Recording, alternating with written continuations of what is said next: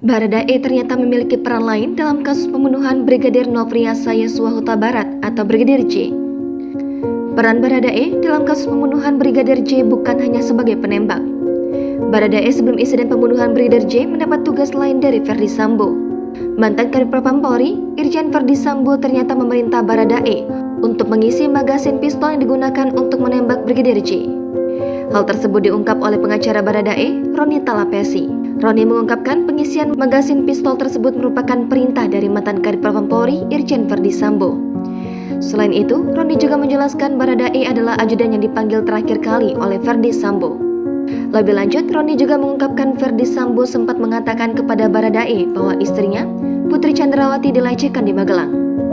Hal itu katanya disampaikan kepada Baradae saat memberikan magasin untuk diisi dalam pistol yang digunakan menembak Brigadir J. Lebih lanjut, dia juga mengatakan alasan Baradae tidak bisa menolak perintah Ferdy Sambo ketika tersangka lain yaitu Bribka RR dapat menolaknya. Roni menyebut alasannya karena faktor psikologis dan status Baradae yang baru saja bekerja dengan Ferdy Sambo. Sebelumnya, rekonstruksi pembunuhan Brigadir J digelar pada Selasa 30 Agustus lalu di rumah dinas dan rumah pribadi Ferdy Sambo.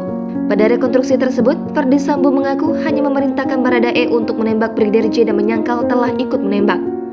Hal ini diungkap oleh Ketua Komnas HAM Ahmad Taufan Damanik. Damanik pun mengatakan apabila sangkalan Ferdy Sambo itu tidak terbukti ketika sidang di pengadilan, maka akan semakin memperberat hukuman bagi mantan Kadif Propam Polri tersebut.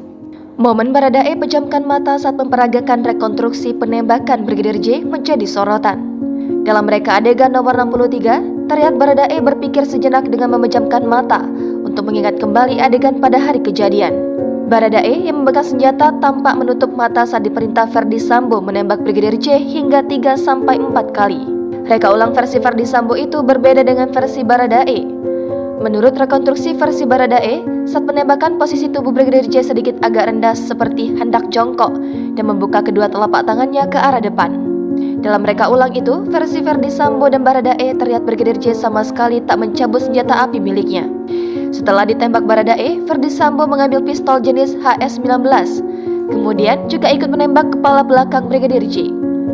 Setelah itu, Ferdy Sambo mengarahkan moncong pistol ke arah tembok dekat tangga dan melepaskan sejumlah tembakan.